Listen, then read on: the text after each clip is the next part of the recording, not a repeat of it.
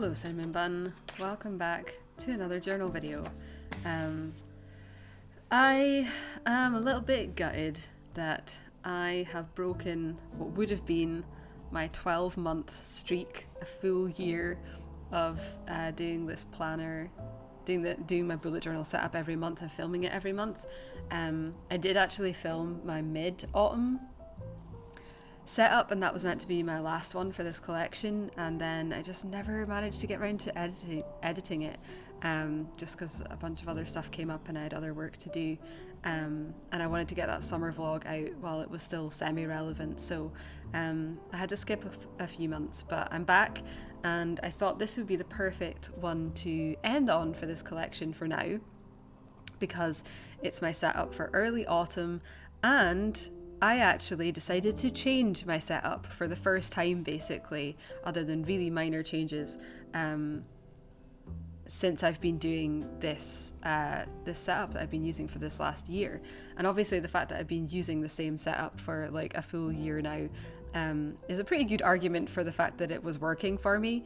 But I have been, me and Christy have been changing some things in terms of how we organise tasks and business stuff on Notion, because that's where we keep all of the business stuff. And obviously I don't have to just organise my own work. I have Christy as well, my admin manager. So we use Notion for that, and we basically started this new system of keeping all our tasks in a database in Notion, which has a lot of benefits, right? Notion's super powerful. It's great for editing and tagging things and being able to see things in different views and stuff. And so for a while I was like, am I kind of making my journal obsolete with this? I'm not sure. And so I've been kind of split between the two for a while, being like, well, is this redundant? Like, should I even store tasks in my journal? If so, if not, then what's the point of my journal? Do I still keep it and stuff? And I've gone back and forth on that quite a lot. And eventually what I have realised, and I made this little kind of pro-con list of like the strengths and weaknesses of both Notion and the analog bullet journal, and what I've realised is that Notion is super powerful, but it's also an absolute distraction machine for me, because everything is so editable and malleable and impermanent. It's really easy for me to go in there and like go off on a tangent or get sucked into like, you know, prettifying the page or changing the system or whatever. What I realized is a massive benefit of the bullet journal is it's not really editable, because I work in ink. I can make small changes here and there, but for the most part I do my setup and I have to live with that until the next time I set it up, and that is extremely valuable. And also it's not a distraction. I'm on the page, there are no notifications, it's very hard for me to kind of spiral off into doing something else with my journal, because it's analog. So I've realized that that's a huge benefit that I still want to keep, and so I wanted to take basically some of the things that have been working for like my Notion dashboard, which is kind of, you know, the Notion equivalent of like a monthly spread or whatever. I wanted to take some of those things and see if I could incorporate them into my journal so that I can keep my journal as like my main focus when it comes to planning and organising my time and tasks in life. So I came up with a new monthly spread that I'm trying in this video, which is exciting. It's not like super different from what I've been doing thus far, but it's slightly different enough that I think I hope it's going to work well. I've only been using it for like a few days as I'm recording this voiceover, so we'll see. I will go into a bit more detail on what the setup is once it's done. Like I'll go through it all, so don't worry, because I'm not going to just explain every single thing that I'm doing as I go through it here. But one of the main differences is that instead of cutting that Dutch door that I normally use, I'm actually folding it so that I've got the extra space on the inside, because I just wanted to fit more into this spread basically. So so that's the journal. But hello, how are you? How am I? Is she gonna say it? It's been a while. It is really like a verbal tick now. I really can't stop myself from saying that. Yeah. Yeah, I'm okay. Things have been just a little chaotic. I feel like I also say that every single time. It goes without saying at this point, so I'll try and be more specific. Yeah, so what's been going on? I have been working on the constellation deck, which has been really cool.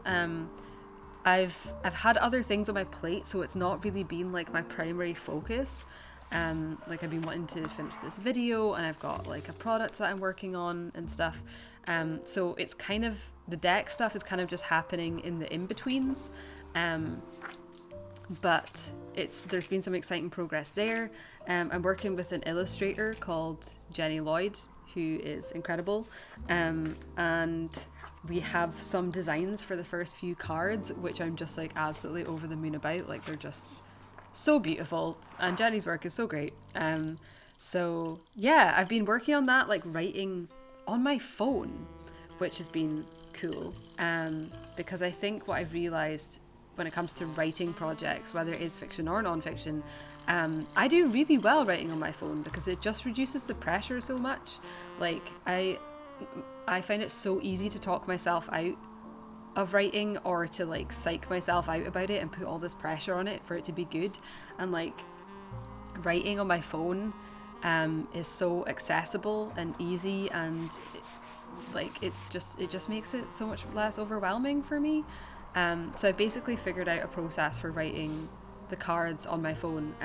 I should say what the writing part of it is. So yeah, I'm writing and designing the constellation deck, which is a deck of kind of practical organisational magic. Each card has text on one side and designs on the other. So there's text, there's like 190 words I need to write for each card, which is actually really difficult because like a lot of these concepts are so big and detailed. I could talk about them for a long time, so trying to distill, a kind of rough overview down to 190 words is pretty tough. But I've got that, and then it's also coming with a companion like guidebook essentially. So I'm writing them kind of simultaneously, going back and forth, and yeah, been making progress with that, which is wild. I mean, it's never fast enough. It's never fast enough for me. I wish it was already done. I wish but I'm making progress, so that's good. And yeah, the other thing with that is that I've been trying writing out of order for this. Like I have like an outline for the companion book, and I have the outline of what all the cards are going to be, like the deck design essentially, which is almost finalized completely. Like there's a couple cards that I want to test in spreads and see how they work, if they work as cards, if they make sense in the system, if they're useful.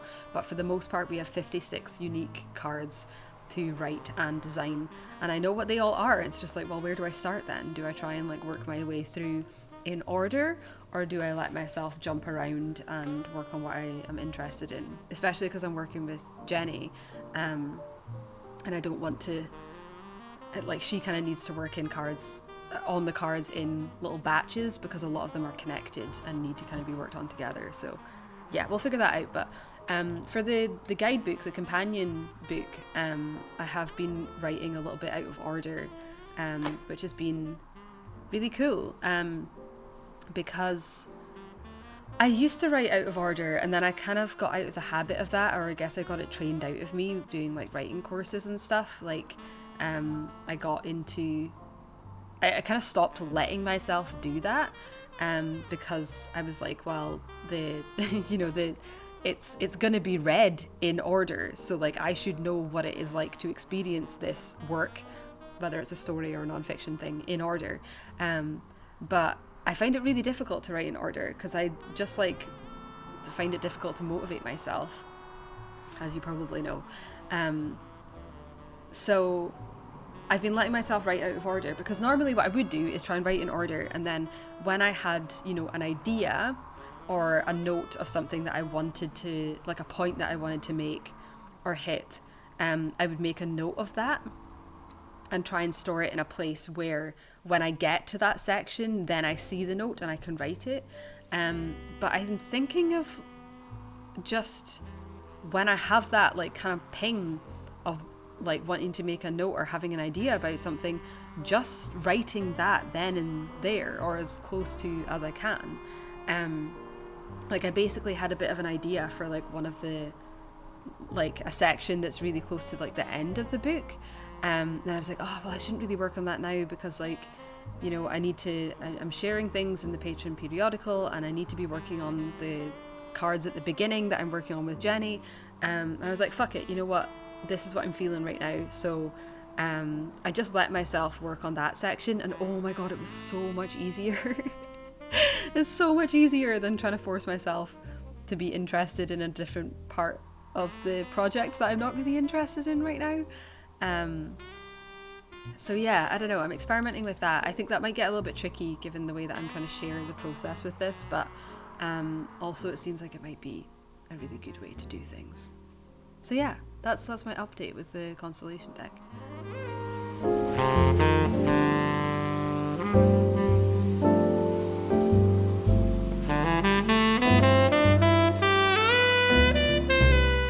So yeah, what else has been going on? Have I spoken about this before? I don't remember.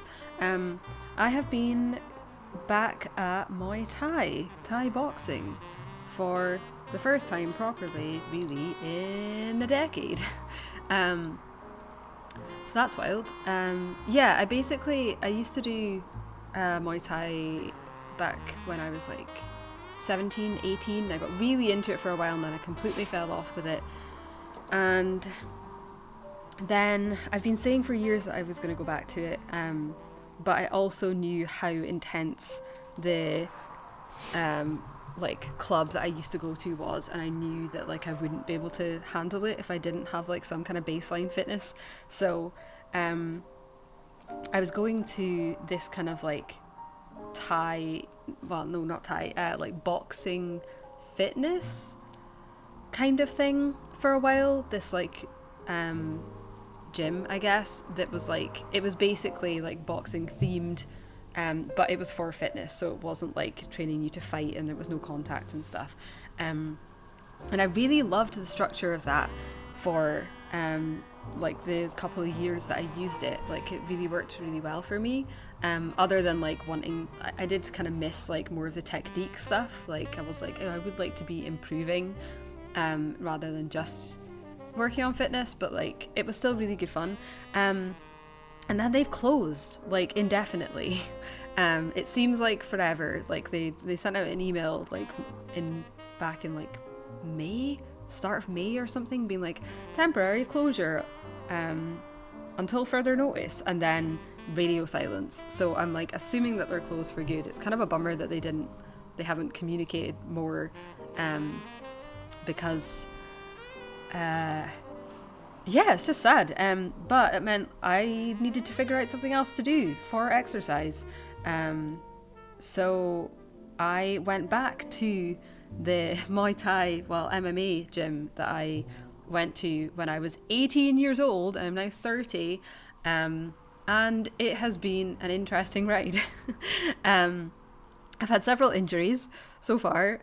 Fucked up my leg real good, getting it roundhouse kicked for an hour straight, and really some of the worst bruising, categorically the worst bruising I've ever had in my life. Burst some blood vessels and stuff, but it's healed now. I've learned my lesson. I'm learning my lessons. I also skinned my knuckles and let them get infected like an idiot, so I'm wrapping my hands every session now and stuff. So yeah, there's been some bumps along the way, but ultimately I'm having a really good time. I haven't been like this last week or two, unfortunately, because of my period and just health stuff. So I'm really excited to get back to that when I'm well enough. But it's been really cool. I do kind of want to up my fitness even further, I think, to be able to just like getting through the warm up at this place is like fucking intense. But I'm managing, and I've known for a really long time that exercise is really important for my mental health, right? Like that's why I do it. As fun as it is and as nice as it is to feel fit and to like, to like improve your strength or like improve your cardio or whatever. Like, as nice as that is, that's not why I exercise. I exercise because my brain needs it. Because it improves my mood massively. If there's ever a storm cloud above my head, usually a bit of exercise will sort me out. And also it really helps with my ADHD. Like, my executive function is markedly improved for several hours, if not several days after I have done a workout, like a proper like sweat kind of situation. And I have tested that hypothesis for long enough now that it's just essential for me now. Like, my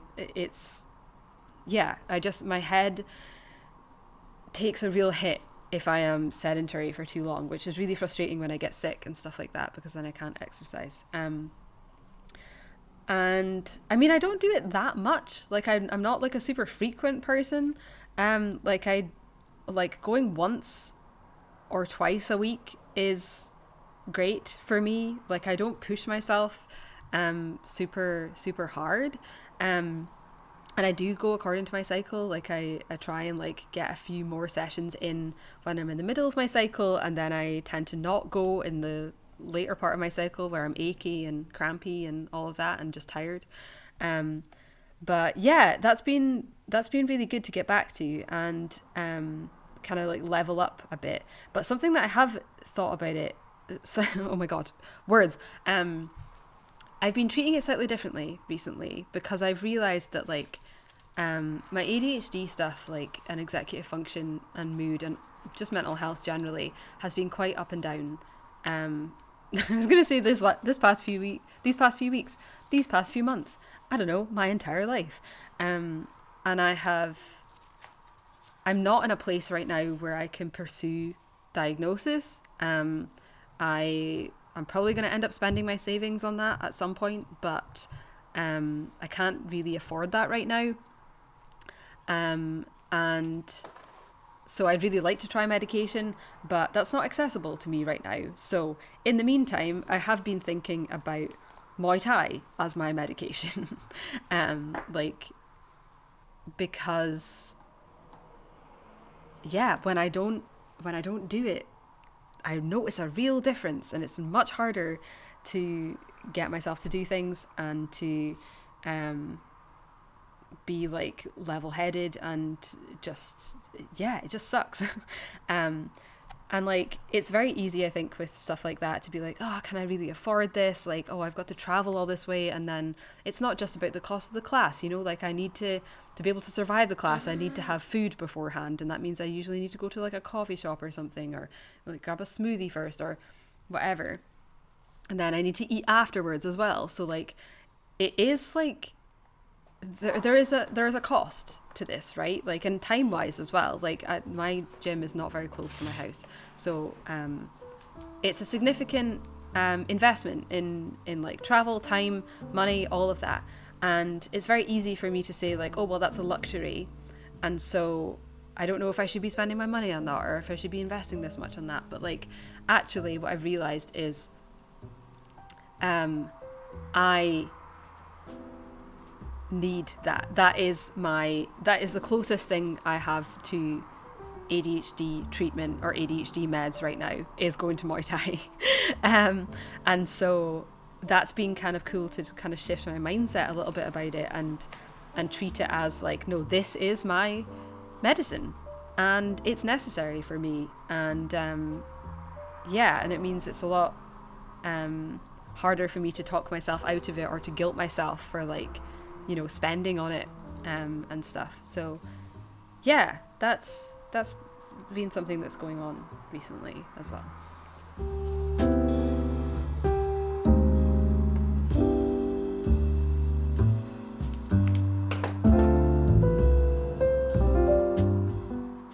Yeah, okay, so basically my goal with this like spread redesign was to keep all the things that were working, but to also incorporate some of the things that I was doing in my Notion dashboard to basically be able to like plan my day and know what I'm working on any given day without checking Notion. Because I was finding Notion was getting really distracting. It's really great for holding all of your info, you know, it's this like infinite container and you can organize stuff in lots of different ways. But the fact that you can constantly edit it and the fact that I have so much information in there meant that if I was going there without already knowing what I was doing, I was really just getting off track. Whereas my journal, like, it's analog, there is no built-in distractions, like it's finite space, it's limited. Once I've inked it, like I can't really change it, or I don't really change it. You know, I make small adjustments sometimes. I use Tipex, but once it's done, it's done.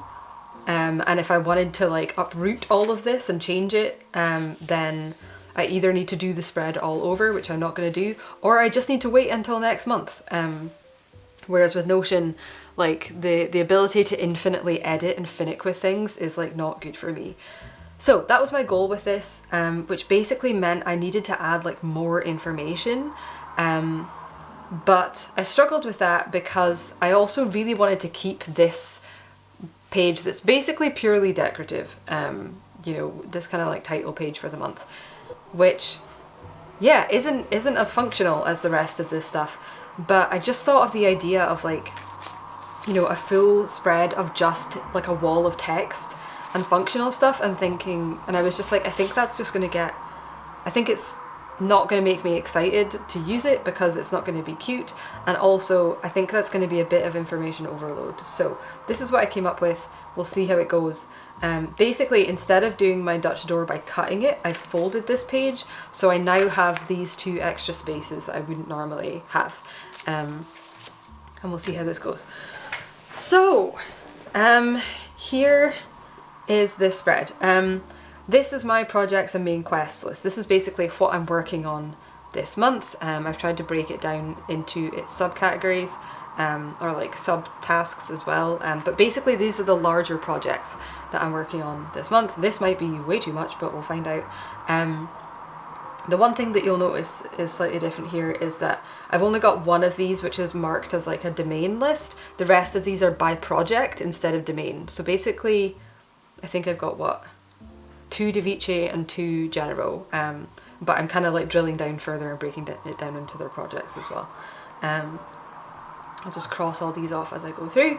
And then this. So, this is kind of the biggest change, and basically this is an expansion of what I used to have here, which was my kind of like month tracker. Do I have one that I can show you that's not too private? Yeah, like this.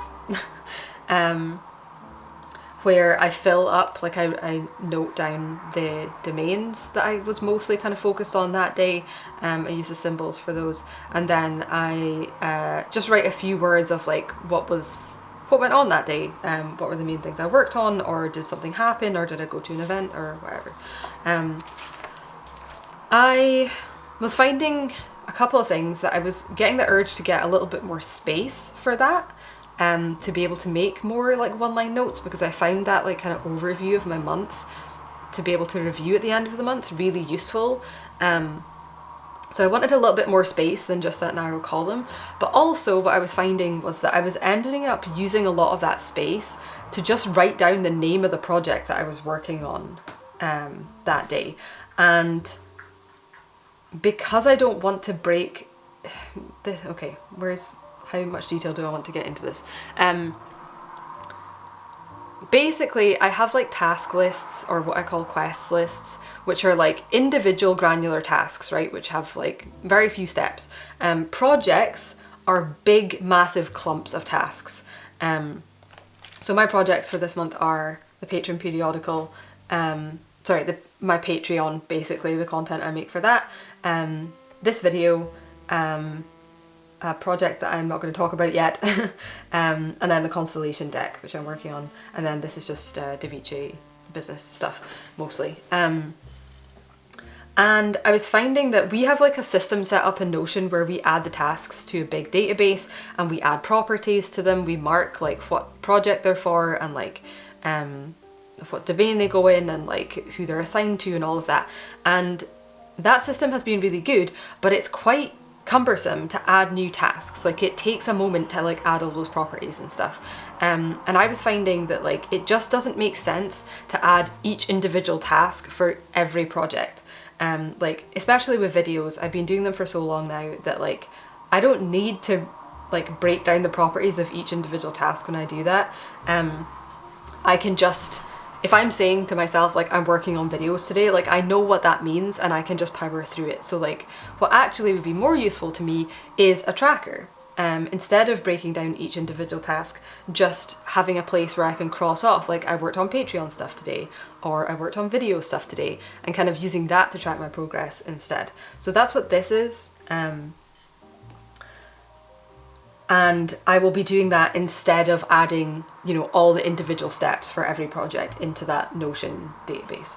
And just keeping that for like the granular kind of like one-off singular tasks that don't necessarily fit under a particular project. So yeah, so this spread is basically my kind of record of the month. I've also just noted some deadlines I have here so that as I work through it I can see what's coming up and make sure that I'm focusing on the stuff that's coming next. Because that's something that I was finding I was doing a lot in Notion, was having a calendar at the top of my dashboard and using that to prioritize, like, okay, the periodical is the next thing that's due, so like I need to work on that next. So yeah, this column is going to be for the domains again, just like noting like what's the main 1 or 2 domains that I mostly spent my time in that day. And then this I'm just going to cross whenever I worked on that project, and hopefully that should just show me like where I'm spending my time. And give me something to cross off that isn't like having to write down each individual step of making a video that is just like superfluous really. And then the rest of these lines will just be filled up with my usual like line a day, kind of like what happened, how was I feeling kind of stuff. My cycle or my lunar list has basically not changed except that it's on this side instead. The light has changed. Hold on, let me adjust my settings. Okay. Yeah, these used to be the other way around, but I wanted the full page for this, so I've put the cycle here instead. They're still lined up so that, like, you know, day 1 of my cycle is on the correct date, hopefully that's going to fall on. Usually I've already started my cycle by the time I set this up, so I've done this in erasable ink so that I can adjust it if that turns out to not be the right date. Same thing, it's just like different self-care stuff, and what my various focuses are as I move through my cycle, because I tend to try and do the majority of my work in kind of the middle of my cycle when I have all the energy, and then make sure that I've got that done so that when I get into the kind of latter part of my cycle where I start to get really tired and cranky, then I don't have as much to do, and I can take more of a break. Yeah, so they're still lined up. It's going to be interesting seeing what it's like not having the quests and stuff like visible at the same time as like this. We'll see if that works. But yeah, so this I think is going to be what I mostly use. And then inside I put the kind of like lower priority stuff. So my focus of the month, this is more of like a kind of general theme of the month, or like if I draw a tarot card or I have a kind of spiritual thing, or a particular mindset or approach that I want to take to things, messages from guides and all of that, I will write that here. And then side quests, which is just, it's a list of things that I want to do, or that I can do that I don't have to do, that aren't like vital, like main quests. But, I mean, that's not really necessary, I suppose, for a lot of people, because they're just like, oh, what do I feel like doing? I'm just gonna do it. I'm really good at forgetting the things that I want to do, and like, you know, finding myself with some free time and my mind just goes completely blank and I can't decide what to do. So just having a note of like the things that I want to do in like my free time, when I am having more chill, you know, maybe in the evenings, or once I've kind of wrapped up my work for the month, having a note of the things that are like optional but that I can do is helpful. So that's what I will fill up the rest of that here. And that's it. Oh yeah, and one last thing is that I was thinking, actually, because like I'm going to try and get all my work done, you know, here, and then be able to wrap up and take my time off at the end of my cycle. Once I hit that point and I'm done with my main projects and quests, I could, in theory, just turn this inside out, and there I can't see those main quests anymore, and I just have my side quests and like spiritual stuff front and center. So like once I kind of cross that threshold, I can change it, and then the vibe of the spread changes, which is cool. So we'll see. I might do that as well. But yeah, that's it. That's my setup for early autumn.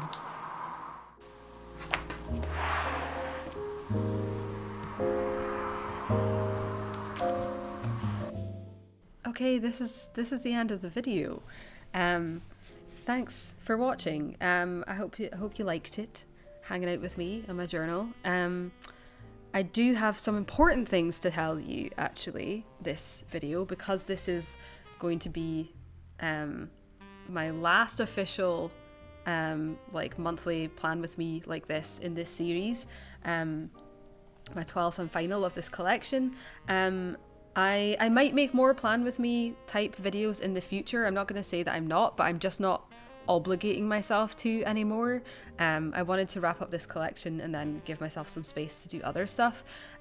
So, you know, if those are the videos that you love, it doesn't mean that they're not going to be any, but it's not going to be every month anymore. However, if you like these videos and you're interested in bullet journaling, I'm working on a product or an offering right now that will be right up your street. I don't necessarily want to announce exactly what it is right now because it's still early days and I still have a lot of work to do for it. But if you like these videos and you want to hear about that when it's done, please sign up for my newsletter, because that is the place where I can actually contact you without an algorithm getting in the way. Yeah, and also my newsletters are fun and nice, so maybe you'll enjoy those.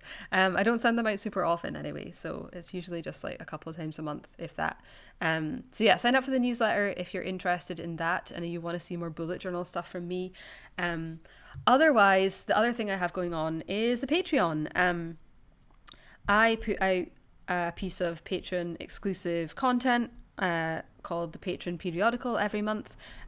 Last month it was a kind of like guide to the constellation deck, like an introduction to like, what is this card deck that I'm working on, how does it work, what are the cards, what are the spreads, kind of stuff, and how I'm going to be working on it, the illustrator that I'm working with, and all the details of that. So if you're interested in that, you can become a patron for as little as $2 a month. And you can also check out our library of previous stuff for that as well. And I do a co-working session once a month as well. Yeah, okay, I think that's about it. I hope that you are doing all right, and I hope that however things are, that you are taking care of yourself.